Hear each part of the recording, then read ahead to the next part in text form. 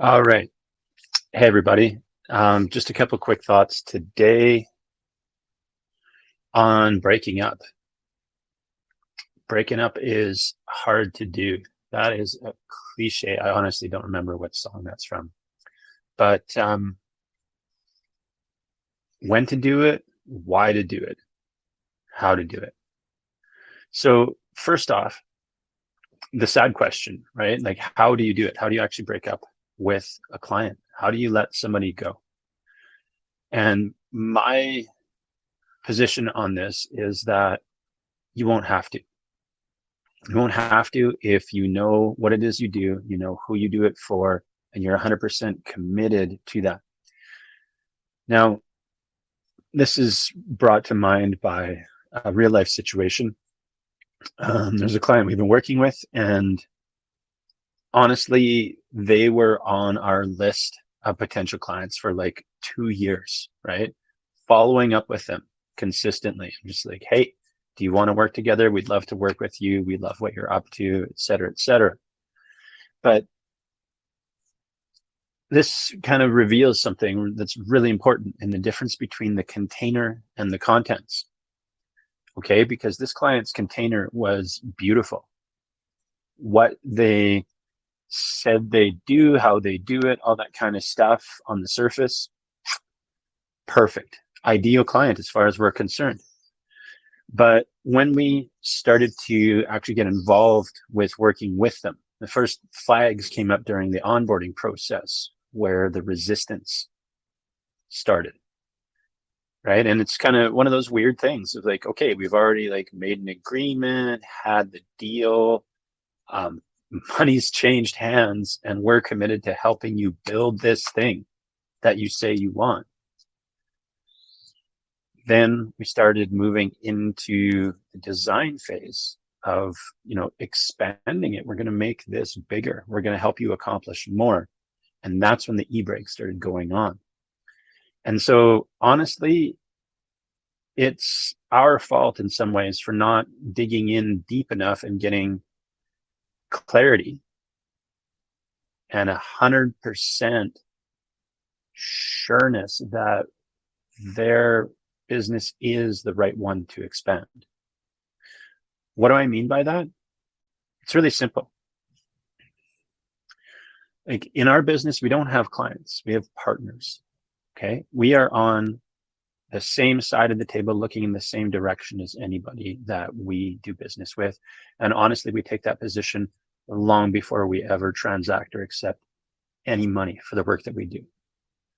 Right? Alignment is a really big deal for us. It is the founding principle of the business and how we operate. So it's partially my fault because we didn't get a high enough degree of agreement on the partnership first. And then second, that absolute clarity that this is the business that they want to expand.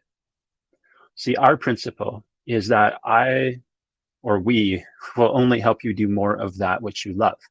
First principle. The second principle is that everything else is meant for automation, delegation, and systems. So we dig in and we find out the part of the business that the client is actually happy to do. Sometimes it's one-on-one work, sometimes it's group work, sometimes it's a combination of both. I had a great call last Monday with a guy, and he's just like, I like talking to people. It is my favorite thing, right? What does that tell us? It tells me that our team should remove all the parts that aren't about talking to people and put them into systems. That he should have an assistant making sure that people are there on time, that he should have digital resources, getting people to the right place, reminding them the steps to take in between those conversations that he has with them. But at the core, with this particular client, they had fallen to a very, very common and normal trap.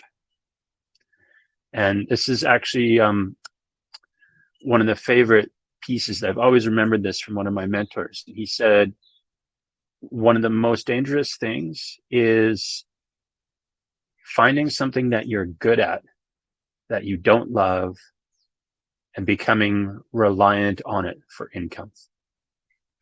And that's the situation with this client. They need to pivot. They need to change their trajectory, and they need to alter the course of their lives, because although they're good at what they do not absolutely love it.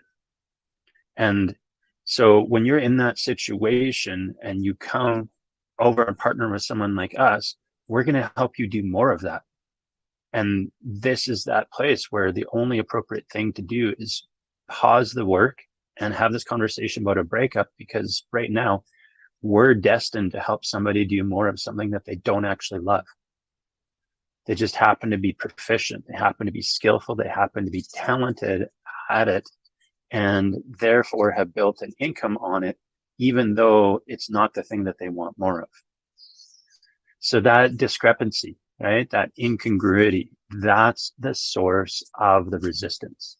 And for a lot of people, it's completely unconscious, right? So that's one of the things that you can take a look at, is if you're moving forward into something, and let's face it, like, it's not easy to build your own business. It's not simple to be an entrepreneur. It takes a different level of thinking, a different level of commitment, consistency, a lot of sweat. So in my language, you got to make damn sure that you are climbing the right mountain, because the last thing you want to do is get all the way to the top of something and then look across the valley and be like, oh, that was my objective, right? Because you can't just like float across to the other summit. You actually have to come down the mountain and go back up the other one. So that's something to really consider before you dig in too deep, before you commit too much time and resources, before you go through the emotional effort to cause these things. Be clear that you're causing the thing that is actually the exact right thing for you, so that you do end up doing more of that which you love. You can take this on a macro for the entire like purpose of your business, or on the micro of some of the things that you're building inside the business, some of the roles that you are fulfilling inside your business that are your labor, that are things that you don't love, or worse yet, completely detest. And we actually have a tool for that. It's one of the things that we give away. I think it's day 3 of the Master Your Message course, which is a free training. But when you understand the matrix of what you do love and what you're good at versus the things that you absolutely hate and happen to not do very well anyway, you can start to map out your actions. And that's just within your business. But on the macro, again, just to sign off here, remember that it's got to be a business that, well, as we like to say, as I like to say, like, it should fit on a Post-it note and fill your heart. And if you can't make the plan that simple and clear, then you need to maybe pause, pull back a little bit, and look at redefining it before, again, you put in all that effort, you invest all that energy, money, time, emotional stuff, because it is a lot. So I hope that makes sense. And yeah, for those of you who are thinking about getting started, do start today, but keep in mind that you can alter by a degree at a time while you're moving forward, and use your alignment to navigate. So, just for some of the people that we have conversations with regularly, this is not a reason for you to not get started. This is not a reason for you to sit back and ruminate and think more about the thing you might do someday. It's a reason to move forward in a very calculated fashion and pay attention every single step, so you have a good footing while you're doing it. Thanks for your time. Have a great day.